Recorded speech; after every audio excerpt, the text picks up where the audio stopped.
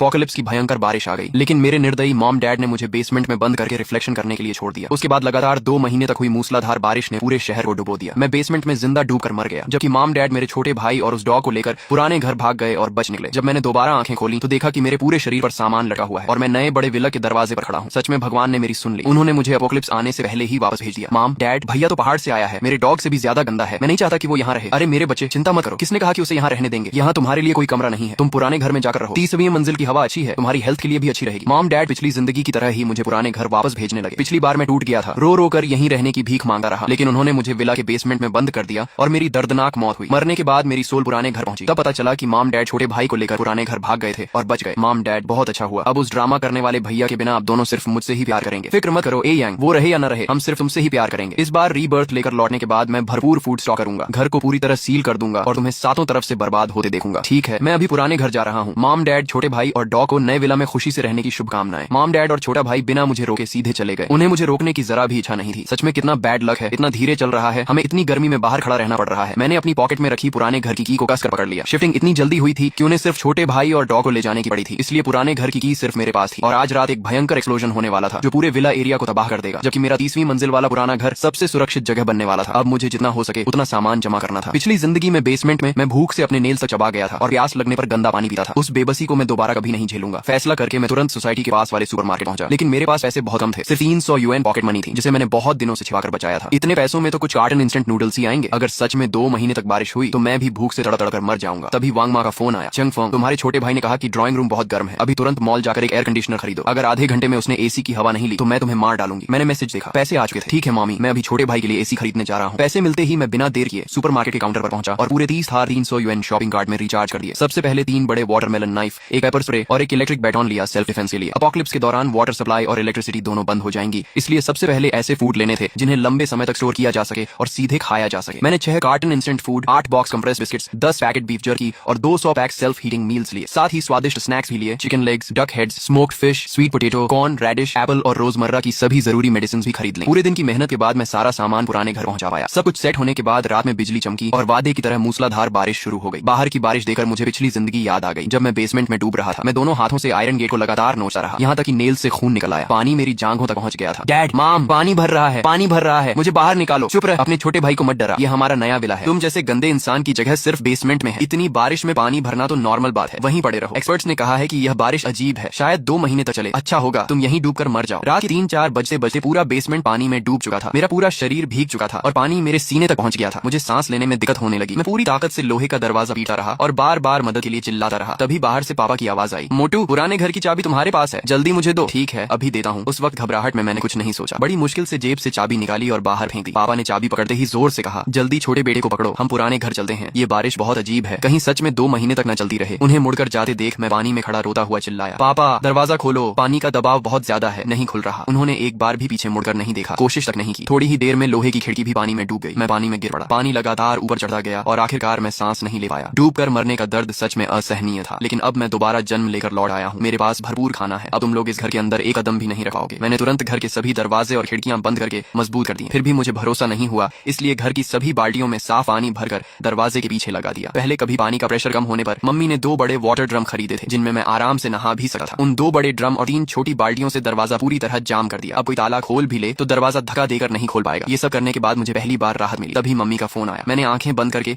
आलस से फोन उठाया। टैंक फेंक, मर गया क्या? तुझे एसी खरीदने भेजा था, लेकिन तू लेकर नहीं आया। निकम्मे, तेरा छोटा भाई गर्मी से मर रहा है, एसी कहाँ है? अब इतनी बारिश में कौन पहुंचाएगा? मम्मी मुझे डांट रही थी, क्योंकि इस बार मैंने एसी खरीदा ही नहीं था। पहले ऐसा करना मेरे लिए नामुमकिन था। मैंने बाहर तेज होती बारिश की तरफ देखा। हंस क्या रहा है? पागल हो गया है? मैं एसी पूछ रही हूँ। जितना वह गुस्सा करती गई, मैं उतना ही चुप रहा। टैंक फेंक, मरना चाहता है क्या? बहरे हो गया? तभी पापा ने फोन छीन लिया। उनकी आवाज धमकी और गुस्से से भरी हुई थी। अगर यह पिछली जिंदगी होती तो मैं फोन पर ही डर के मारे कांपने लगा, लेकिन अब मेरा डर खत्म हो चुका था। मैंने शांत आवाज में कहा, घबराइए मत, अगर छोटा भाई गर्मी से मर जाएगा तो उसे एसी की जरूरत ही नहीं पड़ेगी। मेरी बात सुनकर दूसरी तरफ पूरी खामोशी छा गई। पापा साफ तौर पर हैरान रह गए, फिर गुस्से से दहाड़ते हुए कुछ बोलने ही वाले थे कि मैंने तुरंत फोन काट दिया और नहाने चला गया। इस बार मैं तुम तीनों को मेरे सामने घुटनों पर गिरकर भीख मांगते हुए देखूंगा। मैंने पूरे 1 घंटे तक गर्म पानी से नहाया। ऐसा सुकून मुझे पहले कभी नहीं मिला था। पहले अगर मैं 10 मिनट से ज्यादा नहाता था तो मम्मी पापा मुझे पानी बर्बाद करने के लिए डांटते थे, यहाँ तक कि गर्म पानी इस्तेमाल करने भी नहीं देते थे। नहाकर मैं पूरी तरह तरोताजा हो गया। बाहर देखा तो पूरी दुनिया बारिश में डूबने वाली थी। मैंने सेल्फ हीटिंग फूड का एक बॉक्स खोला, उसके साथ चिकन लेग और स्मोक्ड फिश खाकर आराम से खाना शुरू किया। तभी मेरा फोन फिर से बज उठा। फैमिली ग्रुप में मैसेज आया। ये मेरे छोटे भाई का था। था। बारिश बहुत तेज हो रही है। मम्मी पापा मुझे थोड़ा डर लग रहा है, क्या आप दोनों मेरे कमरे में आ सकते हैं? अरे मेरे प्यारे बेटे मत डरो, हम अभी आते हैं। मम्मी पापा तुरंत उसके पास चले गए। थोड़ी देर बाद छोटे भाई ने सोशल मीडिया पर एक पोस्ट डाली। उसमें वह, मम्मी पापा और उनका कुत्ता बेडरूम में साथ बैठकर सेल्फी ले रहे थे। कैप्शन था, नए विला में आते ही इतनी तेज बारिश शुरू हो गई, कितनी बैड लक है, लेकिन मम्मी पापा मेरे साथ हैं इसलिए मैं बहुत खुश हूँ। सिर्फ पोस्ट डालकर उसका मन नहीं भरा। उसने ग्रुप में मुझे जानबूझकर यूव करके लिखा, भैया आप कहाँ हो? डर नहीं लग रहा? सुना है आप चाहते थे कि मैं गर्मी से मर जाऊं ताकि एसी खरीदना ही न पड़े। क्या आप मुझसे इतनी नफरत करते हो? मैंने उसे इग्नोर कर दिया और आराम से खाना खाता रहा। ये चिकन लेग तो सच में बहुत छोटा है। जब मैंने कोई जवाब नहीं दिया तो वह फिर बोला, भैया मेरे साथ तो मम्मी पापा हैं, फिर भी मुझे डर लग रहा है। आप तो पुराने घर में बिल्कुल अकेले हो, आपको तो और ज्यादा डर लग रहा होगा ना। तब तक मैं खाना खत्म कर चुका था। मैंने सारा कचरा इकट्ठा किया, पैक किया और जानबूझकर उसे छोटे भाई के पुराने कमरे में फेंक दिया। फिर उसकी फोटो खींचकर ग्रुप में भेज दी और लिख दिया कि मैंने सारा कचरा उसके कमरे में रख दिया है। छोटा भाई वहीं पागल हो गया, तुम क्या कर रहे हो? मेरे कमरे में कचरा क्यों फेंका? मैंने जवाब दिया, अभी बाहर फेंकने का कोई तरीका नहीं है, इसलिए फिलहाल तुम्हारे कमरे में रख दिया। कम से कम बाहर बदबू करके मुझे परेशान तो नहीं करेगा। उसने तुरंत मुझे वीडियो कॉल की, लेकिन मैंने उठाई ही नहीं। थोड़ी देर बाद मैंने एक वॉइस मैसेज रिकॉर्ड करके भेज दिया, अरे निकम्मे मरना चाहता है क्या? तेरी हिम्मत कैसे हुई छोटे भाई के कमरे में कचरा फेंकने की? अभी के अभी उसका कमरा साफ कर, नहीं तो मैं तुझे जान से मार दूंगा। मैंने सिर्फ एक हंसने वाला इमोजी भेजा, फिर फोन बंद करके एक तरफ रख दिया। उस रात बाहर बिजली कड़कती रही, बादल गरजते रहे, लेकिन मैं अपनी जिंदगी की सबसे सुकून भरी नींद सोया। जब मेरी आंख खुली तो बाहर अभी भी अंधेरा छाया हुआ था। मूसलाधार बारिश जरा भी नहीं रुकी थी। मैंने फोन चालू किया तो देखा कि मम्मी पापा की दर्जनों मिस्ड कॉल्स पड़ी थी, बिल्कुल पिछली जिंदगी की तरह। उन्हें आधी रात को समझ आ गया था कि मामला गंभीर है। वे रातों रात पुराने घर वापस आ गए थे। ये सारी कॉल्स इसलिए थी कि मैं दरवाजा खोल दूं। मैं ठंडी हंसी हंसे हुए दरवाजे के पास गया और बाहर उनकी बातें सुनने लगा। चेंग फेंक घर पर नहीं है, शायद उसे डर है कि हम उससे हिसाब मांगेंगे, इसलिए कहीं छिप गया होगा। छोटा भाई रोते हुए बोला, अब क्या करें? मैं बहुत थक गया हूँ, बहुत भूख लगी है, जल्दी दरवाजा खोलो। हमारे पास तो चाबी भी नहीं है, इतनी बारिश में कोई लॉकस्मिथ भी नहीं मिलेगा। मम्मी बोली, मेरे प्यारे बेटे घबराओ मत, तुम्हारे पापा है ना। छोटा भाई रोते रोते मुझे गालियां देने लगा। सब उस निकम्मे छेंग फेंक की वजह से हुआ। उसने विला में चाबी छोड़कर क्यों नहीं रखी? मैं उसके दोनों हाथ तोड़ दूंगा। हाँ उसके हाथ तोड़ देंगे। तभी अचानक बारिश कुछ देर के लिए हल्की हो गई और आसमान थोड़ा साफ दिखाई देने लगा। पापा खुशी से चिल्ला उठे, लगता है बारिश रुक रही है, चलो वापस विला चलते हैं। मैंने कहा था ना, इतनी बारिश भला 2 महीने कैसे चल सकती है? मेरे हाथ तोड़ने की बातें कर रहे थे, लेकिन उन्हें ये बिल्कुल नहीं पता था कि उन्होंने खुद अपनी जिंदगी बचाने का आखिरी मौका छोड़ दिया है। इस ऊंची रेजिडेंशियल बिल्डिंग में रहकर बाढ़ से आसानी से बचा जा सकता था। यहाँ बहुत सारे लोग रहते थे, इसलिए किसी न किसी तरह खाने का इंतजाम भी हो जाता, लेकिन उन्होंने जिद करके वापस विला में रहने का फैसला किया। और जैसा मैंने सोचा था, उनके विला पहुंचते ही बारिश फिर पहले से भी ज्यादा तेज शुरू हो गई। उसी समय लोकल गवर्नमेंट ने इमरजेंसी वार्निंग जारी कर दी कि नदी का पानी तेजी से बढ़ रहा है और अब वह किनारों से बाहर निकलने वाला है। जेनजंग रिवर हमारे रेजिडेंशियल कॉम्प्लेक्स से सिर्फ लगभग 1000 मीटर दूर थी। इसी बीच सोसाइटी मैनेजमेंट ने भी वार्निंग जारी की कि बेसमेंट पार्किंग की बिजली की लाइन टूटने की वजह से पूरे इलाके की बिजली बंद हो गई है। कई जगह पानी में करंट फैल चुका है, इसलिए कोई भी पानी में उतरने की गलती न करे। पानी में करंट आने के बाद भला कौन बाहर निकलने की हिम्मत करता? तभी पापा ने फैमिली ग्रुप में वॉइस मैसेज भेजा, सुनो तुम पहले बेटे को लेकर तीसरी मंजिल पर चली जाओ, पहली मंजिल पर मत उतरना, पता नहीं कहाँ पानी में करंट हो। मम्मी झुंझलाकर बोली, उफ ये बारिश कब रुकेगी? मैं अपने बेटे के लिए नूडल्स तक नहीं बना पा रही हूँ। इसके बाद उन तीनों ने फिर से ग्रुप में मिलकर मुझे कोसना शुरू कर दिया, लेकिन मैंने एक शब्द भी नहीं कहा और आराम से अपना लंच बनाने लगा। खाना खाकर पेट भरने के बाद मैं बैल्कनी में बैठकर एप्पल खाने लगा। तब तक बारिश पूरी तरह बेकाबू हो चुकी थी। सोसाइटी की नीचे वाली सारी सड़कें पूरी तरह पानी में डूब चुकी थी। यहाँ तक कि चौक पर लगे बड़े साइन बोर्ड का सिर्फ ऊपरी आधा हिस्सा ही दिखाई दे रहा था। इसका मतलब था कि नीचे कम से कम आधा मीटर पानी भर चुका था। 5वें दिन जू का जिराफ अपने पैरों तक पानी में डूब गया। 7वें दिन उसके घुटने भी पानी में गायब हो गए और उसी दिन जानजांग रिवर की तरफ से भयानक बाढ़ का सैलाब पूरे इलाके में घुस आया। पूरा रेजिडेंशियल एरिया दहशत में आ गया। हर तरफ लोग चिल्ला रहे थे,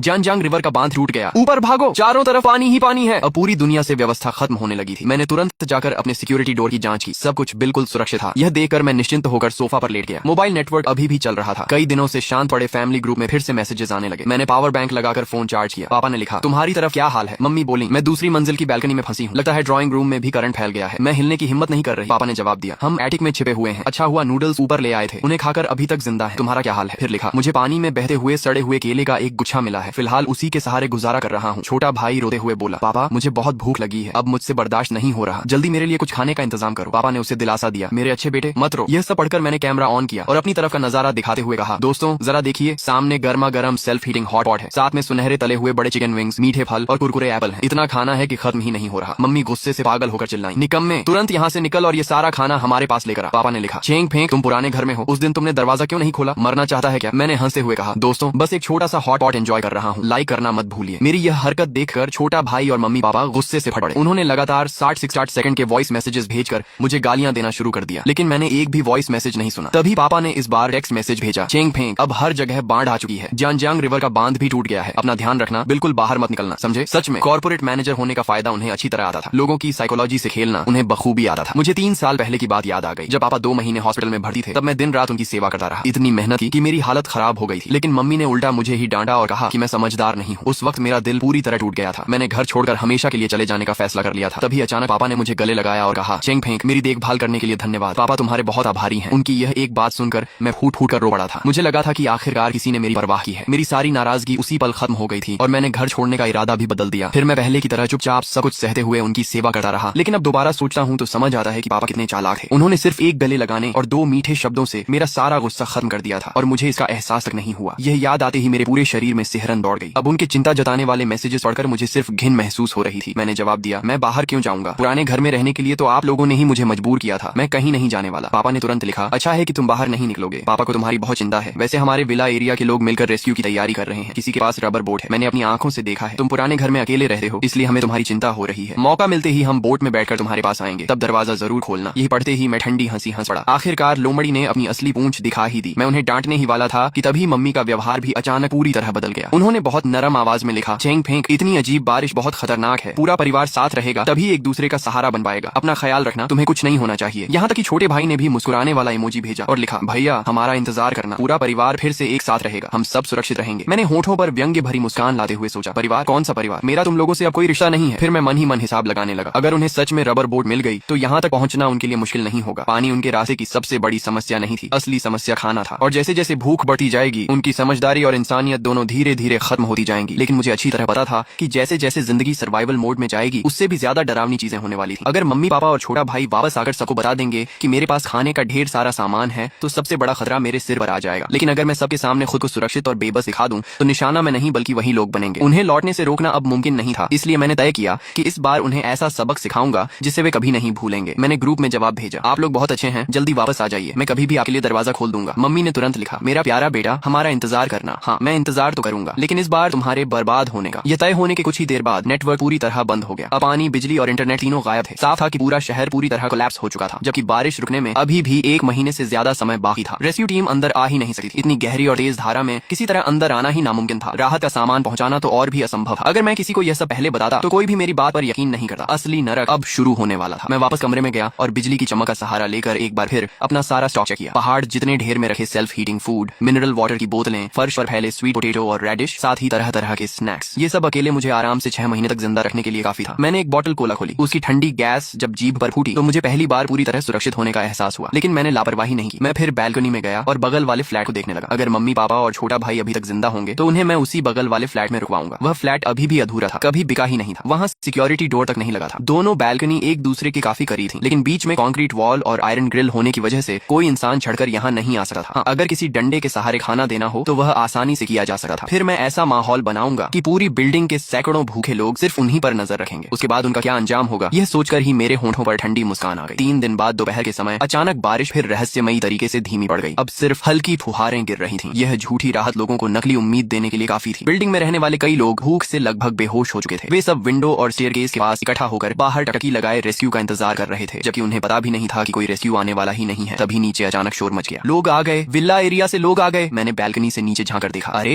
ये तो मेरा वही प्यारा परिवार था। मानना पड़ेगा सिर्फ 3 दिन में इन्होंने कहीं से एक रबर बोट का इंतजाम भी कर लिया था। हालांकि तीनों की हालत बेहद खराब थी, लेकिन उनकी आंखों में जिंदा बच जाने की खुशी साफ दिखाई दे रही थी। खासकर छोटा भाई जो बोट चलाते हुए रो भी रहा था और मुंह में कुत्ते की टांग दबाए बैठा था। उन्होंने रबर बोट को उस स्टेयरकेस की रेलिंग से बांध दिया जो अब पानी बढ़ने की वजह से 10वीं मंजिल की ऊंचाई तक डूब चुकी थी। जैसे ही वे बिल्डिंग के अंदर पहुंचे, भूखे लोगों की भीड़ उन पर टूट पड़ी। अरे, तुम लोग कहाँ से आए हो? खाने का कुछ लाए हो क्या? बोट में कोई फूड है? थोड़ा हमें भी दे दो, मेरे बच्चे भूख से मरने वाले हैं। भीड़ उन्हें ऐसे घेरने लगी जैसे खून की गंध पाकर शार टूट पड़ती है। लेकिन मम्मी पापा के पास खाने के नाम पर कुछ भी नहीं था। उनकी सबसे कीमती चीज सिर्फ वही रबर बोट थी। भीड़ से पीछा छुड़ाने के लिए पापा जोर से चिल्लाए, हटो, सब रास्ता छोड़ो, मेरा बेटा 30वीं मंजिल पर रहता है। वह इस इलाके का सबसे अमीर इंसान है। उसके घर में खाने का ढेर लगा है। हम उसी के पास खाना लेने जा रहे हैं। जो भी हमें रोकेगा उसे कुछ नहीं मिलेगा। पापा की इस एक चीख ने सारी मुसीबत मेरे सिर पर डाल दी। भूख से पागल हो चुके पड़ोसियों की आंखें चमक उठी। सब लोग मम्मी पापा के पीछे पीछे 30वीं मंजिल की तरफ दौड़ पड़े। कुछ ही मिनटों में मेरे दरवाजे पर जोर जोर से दस्तक होने लगी। पापा पूरी ताकत से दरवाजा पीटे हुए चिल्लाए, चेंग फेंक, पापा आ गए हैं, जल्दी दरवाजा खोलो। उनकी सांसें इतनी तेज चल रही थीं कि लगता था अभी भूख से गिर पड़ेंगे। इस बार मैंने घर में न होने का नाटक नहीं किया। मैंने सोचा अब तुम्हारे साथ थोड़ा खेला जाए। मैं तुरंत दरवाजे के पास भागा, हैंडल को जोर जोर से घुमाने का नाटक किया और रोने जैसी आवाज बनाकर बोला, पापा मम्मी, डोर लॉक खराब हो गया है। मैंने बहुत कोशिश की लेकिन खुल ही नहीं रहा। क्या? पापा घबरा कर बोले, चेंग फेंक, एक बार और कोशिश करो, शायद ज्यादा नमी की वजह से लॉक जाम हो गया हो। मम्मी भी चिल्लाई, जल्दी करो, तुम्हारे छोटे भाई को तेज बुखार है। मुझे याद है घर में फीवर मेडिसिन रखी है। मैंने फिर रोने का नाटक करते हुए कहा, मैं कोशिश कर रहा हूँ, मुझे भी बहुत चिंता हो रही है, पता नहीं ये लॉक क्यों नहीं खुल रहा। साथ ही मैं अपनी उंगलियों से दरवाजे पर बेतरतीब आवाजें निकालने लगा ताकि बाहर वालों को लगे कि मैं सच में लॉक खोलने की पूरी कोशिश कर रहा हूँ। तभी छोटा भाई गुस्से से चिल्लाया, चेंग फेंक, तू जानबूझकर ऐसा कर रहा है, तू हमें अंदर नहीं आने देना चाहता। मैंने तुरंत रोती हुई आवाज में कहा, तुम ऐसा कैसे कह सकते हो, मैं सच में पूरी ताकत लगा रहा हूँ। छोटा भाई गाली देते हुए बोला, निकम्मे, तेरे किसी काम का नहीं। इतना कहकर उसने पूरी ताकत से दरवाजे पर कंधा मारा, लेकिन अंदर से पूरी तरह फंसा हुआ दरवाजा जरा भी नहीं हिला। उल्टा उसका कंधा जोर से टकरा गया और वह दर्द से कराह उठा। मम्मी ने भी दरवाजे को धक्का देकर खोलने की कोशिश की, लेकिन जब वह भी न खुला तो गुस्से से चिल्लाई, चेंग फेंक, फिर से कोशिश कर, किसी भी तरह दरवाजा खोल। मैंने फिर वही जवाब दिया, खुल ही नहीं रहा। तभी मैंने बाहर खड़े भूखे पड़ोसियों को भी अपने खेल में शामिल कर लिया। मैं जोर से बोला, अंकल आंटी, मेरे घर में बहुत सारा खाना है, आप लोग भी दरवाजा धक्का मारकर देखिए, शायद लॉक थोड़ा ढीला हो जाए। मेरी यह एक बात सुनते ही बाहर खड़ी भीड़ में जैसे बम फट गया। जो लोग अब तक सिर्फ तमाशा देख रहे थे वे भी अचानक जोश में आ गए। क्या अंदर खाना है? चलिए सब मिलकर धक्का लगाते हैं, खाना मिलेगा तो दरवाजा उखाड़ देंगे। अगले ही पल बाहर से दर्जनों लोगों के एक साथ दरवाजे पर जोरदार टक्कर मारने की आवाजें गूंजने लगी। एक दो धक्का लगाओ। लेकिन ऊपरी मंजिलों के लिए लगाए गए मजबूत सील सिक्योरिटी डोर ने हर टक्कर का जवाब उनके कंधों को दर्द देकर दिया। आह मेरा हाथ, ये दरवाजा आखिर बना किस चीज का है? इसे तो हिलाया भी नहीं जा रहा। अंदर कहीं इसने दरवाजे के पीछे कुछ अटका तो नहीं रखा? हर तरफ दर्द की आवाजें गूंजने लगी और लोगों का जोश आधा रह गया। ये देखकर मैंने फिर रोने का नाटक शुरू किया। अब क्या करूं, डोर सच में पूरी तरह जैम हो गया है। तभी छोटा भाई गुस्से से चिल्लाया, चेंग फेंक, तू किसी काम का नहीं है, मैं भूख से मर रहा हूँ, ऊपर से मुझे तेज बुखार है और तुझसे एक दरवाजा तक नहीं खुल रहा। तू तो मनहूस है। अपने लाडले बेटे को इस हालत में देखकर पापा का दिल पिघल गया। उन्होंने दरवाजे के उस पार से मुझे धमकी दी, चेंग फेंक, मैं तुझे सिर्फ 1 मिनट देता हूँ, अगर दरवाजा नहीं खुला तो मैं तेरा बुरा हाल कर दूंगा। मैं मन ही मन हंस पड़ा। पूरी जिंदगी उन्होंने सिर्फ धमकी देकर लोगों को दबाना सीखा था, उन्हें कभी सच और हालात की परवाह नहीं रही। लेकिन अब इस लोहे के दरवाजे के सामने उनकी सारी धमकियां मजाक बन चुकी थी। मैंने फिर रोती हुई आवाज में कहा, सच में नहीं खुल रहा। पहले थोड़ा बहुत हैंडल घूम रहा था, लेकिन अभी आप लोगों ने इतनी जोर से धक्का मारा कि लॉक पूरी तरह टेढ़ा होकर जैम हो गया। अब तो बिल्कुल भी नहीं घूम रहा। ये सब आपकी वजह से हुआ। मेरी बात सुनकर बाहर अभी भी दरवाजा धक्का मार रहे 2 पड़ोसी डर के मारे तुरंत पीछे हट गए। अरे मत धक्का मारो, जितना धक्का मारोगे उतना ही लॉक फंस जाएगा, फिर किसी को भी खाना नहीं मिलेगा। दूसरा बोला, छोड़ो यार, यह दरवाजा बड़ा अजीब है, कहीं इसे तोड़ने के चक्कर में हमारी ही हड्डियां न टूट जाएं। बहुत से पड़ोसी गालियां बड़बड़ाते हुए वहां से चले गए। वे तो सिर्फ आसान मौका देकर खाना लूटने आए थे। अब जब उन्हें कोई उम्मीद नहीं दिखी तो उन्होंने अपनी बची हुई ताकत यहाँ बर्बाद करना सही नहीं समझा। पहली मुसीबत टल गई, लेकिन दूसरी मुसीबत तुरंत सामने आ गई। मुझे पता था कि मम्मी पापा और छोटा भाई इतनी आसानी से हार नहीं मानेंगे। तभी छोटे भाई ने अचानक कहा, हम बगल वाले फ्लैट में जा सकते हैं, वहाँ से बैल्कनी के रास्ते छेंग फेंक हम तक खाना पहुंचा सकता है। बगल वाला फ्लैट नंबर 3002 कभी बिका ही नहीं था, वहाँ सिक्योरिटी डोर तक नहीं लगा था। जब भी मुझे घर में बहुत डांट या मार पड़ती थी मैं अक्सर वहीं जाकर छिप जाता था और छोटा भाई अपने बैल्कनी से मुझे आवाज लगाता था, प्यारे भैया इधर आओ। मैं खुश होकर जवाब देता, आ रहा हूँ। फिर वह फ्लैट 3001 की बैल्कनी से एक डंडे में खाना बांधकर मेरी तरफ बढ़ा था। जैसे ही मैं उसे लेने के लिए हाथ बढ़ाता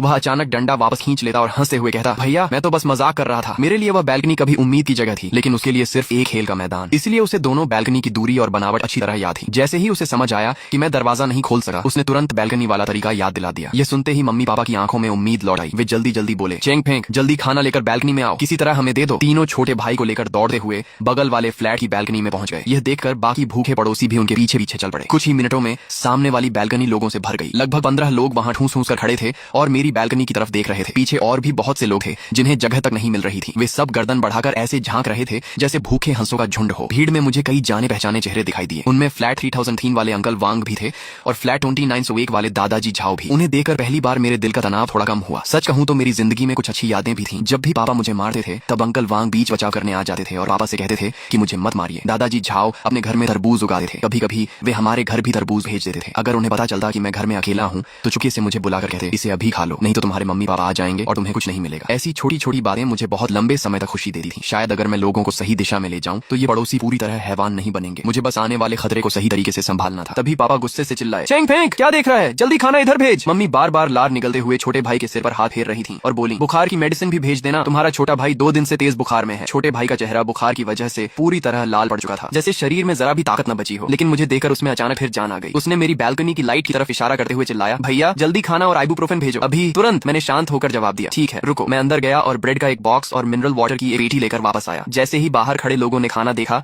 उनकी आंखें लालच से चमक उठी। हर कोई दूसरे को धक्का देने लगा और सबके मुंह से लार ढकने लगी। भूख अब उन्हें पागल बना चुकी थी। छोटा भाई जैसे आखिरी ताकत जुटाकर चीखा, मुझे दो, मुझे दो। वह बारिश में भीगते हुए पूरी ताकत से अपना हाथ मेरी तरफ बढ़ाने लगा। मैंने एक पैकेट इंस्टेंट नूडल्स को क्लोथ्स ड्राइंग पोल से बांधा और उसकी तरफ बढ़ाया, लेकिन जैसे ही उसका हाथ पास आया मैंने उसी पोल से उसके हाथ पर जोरदार वार कर दिया। उसका हाथ पहले से ही पतला और नाजुक था। एक ही चोट में उसकी कलाई सूज गई और वह दर्द से चीख उठा। मम्मी गुस्से से चिल्लाई, तू क्या कर रहा है, चेंग फेंक, पागल हो गया है क्या, अपने छोटे भाई को क्यों मार रहा है। मैंने बिल्कुल शांत आवाज में कहा। इसने लाइन में खड़े हुए बिना पहले लेने की कोशिश की। फिर मैंने भीड़ की तरफ देखकर कहा, अंकल आंटी आप सब यहाँ खड़े हैं, ब्रेड और मिनरल वाटर सिर्फ इतना ही है, सबको खाना चाहिए। फिर सबसे पहले इसे ही क्यों दूं। सब लोग ध्यान से सुनिए, अब से खाना किसी की जान बचाने वाली चीज है, इसलिए रूल मानना होगा। जिनके घर में बुजुर्ग, प्रेग्नेंट वुमेन या छोटे बच्चे हैं उन्हें पहले मिलेगा। मेरी यह बात सुनते ही माहौल बदल गया। जो लोग कुछ देर पहले मुझे गालियां दे रहे थे वही अब मेरी तरफ सम्मान से देखने लगे। चेंग फेंक सही कह रहा है, हाँ सिर्फ इनके परिवार को पहले क्यों मिले, सबको लाइन में लगना चाहिए। इस वक्त लोग भले ही कई दिनों से भूखे थे लेकिन उनकी इंसानियत अभी पूरी तरह खत्म नहीं हुई थी। जैसे ही किसी ने रूल बना दिया सबने उसे मान लिया। मेरा मकसद भी यही था, अपने उस तथाकथित परिवार को सबकी नजरों में अकेला कर देना। तभी आंटी वांग धीरे से बोली, चेंग फेंक बेटा, मेरी माँ पहले से ही बहुत कमजोर है, कई दिनों से भूखी भी है, क्या उन्हें एक पैकेट ब्रेड मिल सकता है? उन्होंने बाकी लोगों की तरह धक्का-मुक्की नहीं की, बल्कि चुपचाप एक कोने में खड़ी रही। मैंने बिना कुछ कहे फिर से एक पैकेट बांधा और पोल के सहारे उनकी तरफ बढ़ा दिया। आंटी वांग, ये आपकी माँ के लिए है, चिंता मत कीजिए, सबको हिस्सा मिलेगा। भीड़ में किसी ने विरोध नहीं किया, सबने चुपचाप उन्हें पहले लेने दिया। मेरे दिल को थोड़ी राहत मिली। इसका मतलब था कि लोगों में अभी भी इंसानियत बाकी थी, बस सही दिशा देने की जरूरत थी। लेकिन तभी मम्मी अचानक आगे बढ़ी और आंटी वांग के हाथ से ब्रेड छीनकर अपनी छाती से चिपका लिया। वह गुस्से से चिल्लाई, ये ब्रेड हमारा है, मैं किसी और को नहीं दूंगी, तुम सब दूर हटो। उन्होंने ब्रेड को ऐसे पकड़ रखा था जैसे कोई जानवर अपना शिकार बचाता है। छोटा भाई भी चिल्लाने लगा, ये हमारा खाना है, तुम लोग हाथ मत लगाना। तभी किसी ने गुस्से से कहा, अरे ये तो चेंग फेंक ने आंटी वांग को दिया था। मम्मी फिर चीखी, चेंग फेंक हमारा बेटा है, उसके घर का सारा सामान हमारा है, मैं देखती हूँ कौन छीनता है। पापा भी आगे बढ़कर अकड़े हुए बोले, जिसकी हिम्मत है आकर छीन कर दिखाए। रोज की तरह उन्हें अपनी ताकत और रॉ पर बहुत भरोसा था, लेकिन वे भूल गए थे कि अब हालात पहले जैसे नहीं रहे। तभी कुछ हटे कटे पड़ोसी आगे आ गए। उनमें से एक ने कहा, इतना रॉ किस बात का दिखा रहे हो, रोज चेंग फेंक को मारते थे, पूरी बिल्डिंग जानती है कि तुम हमेशा छोटे बेटे का पक्ष लेते हो, अब अचानक वह तुम्हारा बेटा बन गया। पापा फिर भी नहीं माने, मेरा बेटा है, चाहूं तो मारूं, चाहूं तो प्यार करूं, तुम लोगों को क्या। यह सुनकर एक पड़ोसी से रहा नहीं गया, उसने पापा को धक्का देते हुए कहा, चेंग फेंक के घर में पूरा बॉक्स ब्रेड रखा है, सिर्फ एक पैकेट के लिए इतना तमाशा क्यों? अगर उसने हमें देना चाहा है तो हम उसी से लेंगे। तभी मम्मी ने बड़ी चालाकी दिखाई, उन्होंने सबका ध्यान मेरी तरफ मोड़ दिया और उसी मौके का फायदा उठाकर पापा और छोटे भाई को लेकर बैल्कनी के सबसे कोने में भाग गई। वहां पहुंचते ही उन्होंने ब्रेड का पैकेट फाड़ा और तीनों भूखे जानवरों की तरह टूट पड़े। तभी सबकी नजर फिर मेरी तरफ आ गई। मैंने गहरी सांस ली, ब्रेड का बॉक्स उठाया और वापस अंदर जाने लगा। मैंने कहा, अगर मम्मी पापा ऐसा ही करेंगे तो रहने दीजिए, कहीं आप लोग आपस में लड़ न पड़े, इसलिए अब मैं ये खाना किसी को नहीं दूंगा। ये सुनते ही भीड़ घबरा गई। अरे नहीं, चेंग फेंक मत जाओ, प्लीज खाना बांट दो। तभी मम्मी मौका देकर जोर से बोली, देखा तुम लोग उसी की तरफदारी कर रहे थे, असल में वही सबसे बड़ा स्वार्थी है, अब खाना नहीं बांटेगा, समझे हम उसे क्यों मारते थे, वह बचपन से ही ऐसा है, तुम सबको बेवकूफ बना रहा है। छोटा भाई भी बोला, मेरा भाई अंदर से बहुत बुरा इंसान है, उसकी बातों में मत आना। उनकी यह घटिया एक्टिंग देकर मैं सिर्फ मुस्कुरा दिया। फिर मैं वापस कमरे के अंदर गया और इस बार एक बड़ा बैग लेकर बाहर आया। मैंने हंसते हुए कहा, अभी तो मैं आप लोगों से मजाक कर रहा था। सबने हैरानी से पूछा, उस बैग में क्या है? मैंने धीरे धीरे बैग खोला, उसमें से गर्मा गर्म सेल्फ हीटिंग राइस मील निकाले, फिर vacuum packed 5 spice beef jerky के बड़े बड़े पैकेट और आखिर में एक पूरा टब निकाला जिसमें साफ धुले हुए कच्चे स्वीट पोटैटो भरे थे। गरम चावल और बीफ की खुशबू फैलते ही पूरी बैल्कनी में सिर्फ लोगों के लार निगलने की आवाज सुनाई देने लगी। पापा हके बके रह गए। चेंग फेंक, तेरे पास इतना सारा खाना? मम्मी तुरंत बोली, बेटा इतना अच्छा खाना बाहर वालों को मत देना, हम तुम्हारे मम्मी पापा हैं, ये सब हमें दे दो, हम संभाल कर रखेंगे। छोटा भाई चीख पड़ा, मुझे वो गरम राइस मील चाहिए जिसमें मीट है, वही मुझे दो जल्दी। मैंने उनकी तरफ देखे बिना ऊंची आवाज में कहा, मम्मी पापा और छोटे भाई को छोड़कर यहाँ मौजूद हर इंसान को खाना मिलेगा, वजह सिर्फ एक है, आप लोगों ने हमेशा मेरे साथ अच्छा व्यवहार किया है। फिर मैंने दादाजी झाओ की तरफ देखा, दादाजी डिस्ट्रीब्यूशन की जिम्मेदारी आप संभालिए, ये 10 राइस मील बुजुर्गों और बच्चों को दीजिए, बीफ जर्की और स्वीट पोटैटो यहाँ मौजूद हर व्यक्ति को बराबर बराबर मिलेगा। दादाजी झाओ की आंखें भर आईं, उन्होंने कहा, चेंग फेंक बेटा, मैंने तुझे कभी गलत नहीं समझा, ये काम मैं संभालता हूँ, जो भी छीनने की कोशिश करेगा पहले उसे मुझसे निपटना होगा। इसके बाद मैं क्लोथ्स पोल के सहारे लगातार खाना पहुंचाने लगा। स्वीट पोटैटो हवा में सुंदर आर्क बनाते हुए एक एक करके उन पड़ोसियों के हाथों में पहुंचने लगे जो बार बार मुझे धन्यवाद दे रहे थे। दूसरी तरफ मम्मी पापा और छोटे भाई का गुस्से से चेहरा लाल हो चुका था, वे मुझे रोक भी नहीं पा रहे थे और उनकी हालत देखकर मुझे ऐसा सुकून मिल रहा था जिसकी कोई कीमत नहीं थी। लेकिन खाना बांटने के पीछे मेरा सिर्फ बदला लेना मकसद नहीं था। पहला कारण ये था कि मैं उन लोगों का एहसान चुकाना चाहता था जिन्होंने हमेशा मेरे साथ इंसानियत दिखाई थी। दूसरा कारण इससे भी ज्यादा जरूरी था, अब पूरी बिल्डिंग को पता चल चुका था कि मेरे घर में बहुत सारा खाना है, अगर हालात और बिगड़ गए तो भूख लोगों की आखिरी बची हुई इंसानियत भी छीन लेगी। उस दिन मैं पूरे बिल्डिंग का सबसे बड़ा निशाना बन जाऊंगा। भले ही वे लोग मेरे मजबूत दरवाजे को न तोड़ पाए, लेकिन 2 महीने बाद जिंदगी फिर से सामान्य हो भी गई। उसके बाद मैं कहाँ जाऊंगा? इसलिए पूरी दुनिया से नाता तोड़कर सिर्फ दूसरों की तकलीफें देखते रहना कोई समझदारी नहीं थी। आखिर यह सचमुच दुनिया का अंत नहीं था। हाँ, लेकिन अपने तथाकथित परिवार की हालत देखकर मुझे जरूर सुकून मिल रहा था। कुछ ही देर में बैल्कनी का माहौल खुशियों से भर गया। लोग हंस रहे थे, बातें कर रहे थे, जैसे बाहर अब भी हो रही मूसलाधार बारिश का कोई अस्तित्व ही न हो। धीरे धीरे सब पड़ोसी अपना अपना खाना लेकर लौटने लगे। सबसे आखिर में आंटी वांग रुकी। उन्होंने अपनी जेब से एक लॉलीपॉप निकाली और मेरी तरफ बढ़ाते हुए बोली, माफ करना बेटा, इसे मैं इतने दिनों से खुद खाने के लिए बचा कर रखी थी, लेकिन अब यह तुम्हारे लिए है। मैंने मुस्कुराकर कहा, धन्यवाद। मैंने लॉलीपॉप का रैपर खोलकर मुंह में रख लिया। उसकी मिठास पूरे मुंह में फैल गई। अब बैल्कनी में सिर्फ मम्मी पापा और छोटा भाई बचे थे। अभी तक पापा भीड़ की वजह से चुप थे, लेकिन जैसे ही सब लोग चले गए वे फिर अपने असली रंग में आ गए। गुस्से से चिल्लाए, निकम्मे, इतना सारा खाना सब में बांट दिया, तेरा दिमाग खराब हो गया है क्या? मम्मी भी बोली, अगर मुफ्त में देना ही था तो कम से कम बेच तो सकता था, एक स्वीट पोटैटो भी 100 रुपए में बिक जाता। लोग खरीदने के लिए लड़ पड़ते। छोटा भाई दर्द से कराहते हुए बोला, मुझे आइबुप्रोफेन दे दो, बाकी लोगों की चिंता छोड़ो, मैं तुम्हारा छोटा भाई हूँ, मुझे दवा चाहिए। मैं मन ही मन हंस पड़ा, अभी मैं तुम्हारा भाई बन गया? कुछ देर पहले तो मेरे हाथ तोड़ने की बात कर रहे थे। मैंने बिना कुछ कहे ठंडी नजर से उन्हें देखा और वापस कमरे में चला गया। पीछे से पापा गुस्से में चिल्लाए, चेंग फेंक, मैं मरकर भी तुझे नहीं छोड़ूंगा। तीनों बगल वाले फ्लैट में खड़े होकर मुझे लगातार गालियां देते रहे, दीवारें पीटते रहे, दरवाजे पर लात मारते रहे, लेकिन मैंने एक बार भी उनकी तरफ ध्यान नहीं दिया। अगली सुबह मैं जैसे ही उठा सबसे पहले बैल्कनी की तरफ भागा। मुझे देखते ही मम्मी रोने लगी, बेटा हमसे गलती हो गई, थोड़ा खाना दे दो। पापा भी पहली बार नरम पड़े, बेटा बाहर आओ, सच में हम तुमसे बहुत प्यार करते हैं, कल हम भूख की वजह से अपना होश खो बैठे थे। छोटा भाई भी रोते हुए बोला, भैया मुझसे गलती हो गई, अब मैं कभी तुम्हें परेशान नहीं करूंगा, मुझे बचा लो, मुझे दवा चाहिए, मेरा सिर बहुत दर्द कर रहा है। तभी आंटी वांग एक प्रेग्नेंट वुमन को सहारा देकर बैल्कनी तक लाई। वह 28वीं मंजिल पर रहने वाली चिन मैडम थी, जो मेरे प्राइमरी स्कूल में मेरी चाइनीज टीचर थी। आंटी वांग बोली, चेंग फेंक बेटा, चिन मैडम को बहुत तेज बुखार बुखार है, उनके हस्बैंड टीवी स्टेशन में फंसे हुए हैं और वापस नहीं आ पा रहे। वह प्रेग्नेंट है, इसलिए कोई भी मेडिसिन बिना सोचे नहीं खा सकती। सुना है तुम्हारे पास चिल्ड्रंस फीवर मेडिसिन या आइबुप्रोफेन है। चिन मैडम ने कमजोर आवाज में कहा। छेंग फेंग, मुझे माफ करना, मैं मजबूरी में तुमसे मदद मांग रही हूँ। मेरे पेट में पल रहे बच्चे को कुछ नहीं होना चाहिए। मैंने बिना एक पल गंवाए अंदर जाकर आइबुप्रोफेन की पूरी बॉटल उठाई और वापस बैल्कनी में आ गया। मैडम ये लीजिए, इसका साइड इफेक्ट थोड़ा कम होता है। मैंने बॉटल को पोल से बांधकर उनकी तरफ बढ़ाया। चिन मैडम जैसे ही हाथ बढ़ाकर उसे लेने वाली थी, तभी जमीन पर पड़ा छोटा भाई अचानक उछलकर खड़ा हो गया और झपटा मारकर पूरी बॉटल छीन ली। उसने उसे अपनी छाती से चिपकाते हुए चिल्लाया, चेंग फेंग, तू इंसान है भी या नहीं? मैं तेरा छोटा भाई हूँ, तू मुझे छोड़कर बाहर वालों को दवा देगा? आंटी वांग गुस्से से बोली, अरे तुम एक प्रेग्नेंट वुमन की दवा क्यों छीन रहे हो? जल्दी वापस करो। उन्होंने बॉटल छीनने की कोशिश की, लेकिन उसी समय मम्मी पापा अपनी औलाद बचाने की जिद में टूट पड़े। पापा ने आंटी वांग के पेट पर जोरदार लात मार दी, जिससे वह दर्द से कराहती हुई पीछे गिर गई। पापा गरज कर बोले, मेरे बेटे की दवा कोई नहीं छीन सकता, ये आइबुप्रोफेन हमारा है। इसी छीना झपटी के दौरान छोटे भाई का हाथ चिन मैडम से टकरा गया। रुको! चिन मैडम का संतुलन बिगड़ गया और वह जमीन पर गिर पड़ी। अगले ही पल उनके पैरों के नीचे से खून बहने लगा। किसी ने चीखकर कहा, जल्दी किसी को बुलाओ, मैडम से खून निकल रहा है। दूसरी आवाज आई, कोई जल्दी आओ, इस परिवार ने प्रेग्नेंट वुमन को गिरा दिया। ये चीख सुनते ही पूरी बिल्डिंग में हड़कंप मच गया। हर मंजिल से लोग दौड़ते हुए बैल्कनी की तरफ आने लगे। भीड़ में से एक डॉक्टर पड़ोसी तुरंत आगे आया। उसने चिन मैडम की हालत देखकर घबरा कर कहा, स्थिति बहुत गंभीर है, शायद समय से पहले डिलीवरी शुरू हो गई है। जल्दी सब लोग इनके चारों तरफ घेरा बना लो, मैं इन्हें संभालता हूँ। सभी लोग घबराकर ह्यूमन वॉल बनाकर खड़े हो गए। उसी समय कुछ हटे कटे आदमी गुस्से से छोटे भाई को घूरने लगे, जिसके हाथ में अब भी आइबुप्रोफेन की बोतल कसकर पकड़ी हुई थी। उनमें से एक गरज कर बोला,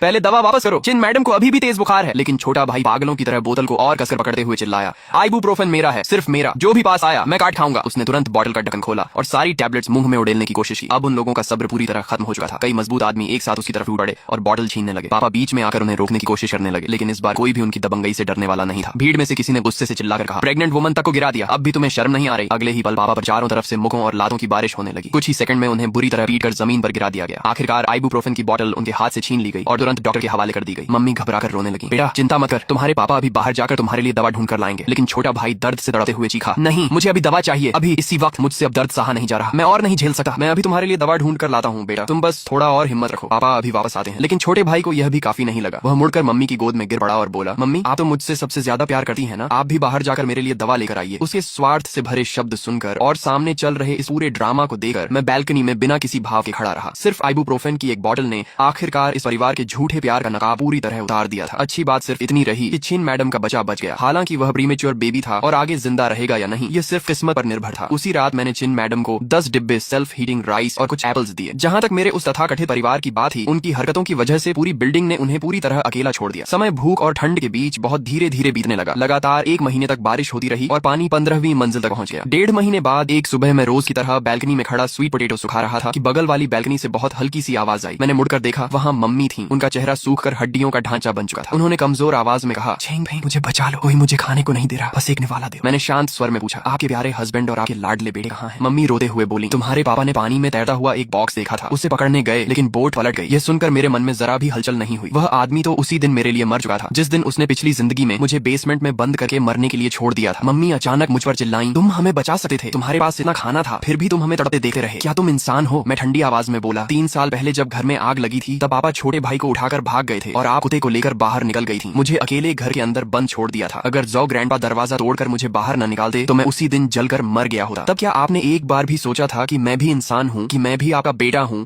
आज आप कह रही हैं कि मैं आपको मरते देख रहा हूँ, लेकिन पिछली जिंदगी में भी और इस जिंदगी में भी मरना तो आप लोग हमेशा मुझे ही चाहते थे। मम्मी फूट फूट कर रोने लगी। बस अब और मत कहो, हमसे गलती हुई, हमने हमेशा तुम्हारे साथ भेदभाव किया, हमें बदल जाना चाहिए था। चैंग फेंग मुझे माफ कर दो, मैं सच में बहुत भूखी हूँ। तभी बैल्कनी के अंधेरे कोने से एक परछाई लड़खड़ाती हुई बाहर आई। वह छोटा भाई था और हैरानी की बात यह थी कि वह अब भी जिंदा था। उसने मम्मी को बिल्कुल नजरअंदाज किया और दीवार का सहारा लेते हुए मेरी तरफ आया। उसके चेहरे पर मजबूरी से भरी एक टेढ़ी मुस्कान थी। भैया आखिर तुम मिल ही गए, इस बार मुझे थोड़ा खाना दे दो, आगे से मैं तुम्हारा डॉग बनकर रहूंगा, जिसे कहोगे उसे काटूंगा, जिसे कहोगे उसे नहीं काटूंगा। वह फिर बोला, भैया पहले मुझसे गलती हुई थी, आगे से हम दोनों अच्छे भाई बनकर रहेंगे, मैं हमेशा तुम्हारी हर बात मानूंगा, कभी तुम्हारे खिलाफ नहीं जाऊंगा, बस थोड़ा सा खाना दे दो। उसकी यह बातें सुनते ही जमीन पर बैठी मम्मी अचानक रोना बंद कर देती है। वह धीरे धीरे सिर उठाकर छोटे भाई को घूरने लगी है। उनकी आंखों में बची आखिरी उम्मीद भी बुझ जाती है। उसकी जगह एक पागलपन भरा फैसला जन्म लेता है। वह कांपती हुई आवाज में कहती है, मैं भी इंसान हूँ, शुरू से आखिर तक मुझे तुमसे इतना प्यार कभी नहीं करना चाहिए था, मैं वहीं खड़ा सब कुछ देखता रहा, अगली जिंदगी में हम कभी परिवार मत बनना। इतना कहकर मम्मी बैल्कनी की रेलिंग पार कर गई। हैरानी की बात यह थी कि कूदने से ठीक पहले उनके चेहरे पर एक अजीब सी राहत भरी मुस्कान थी। आधे महीने बाद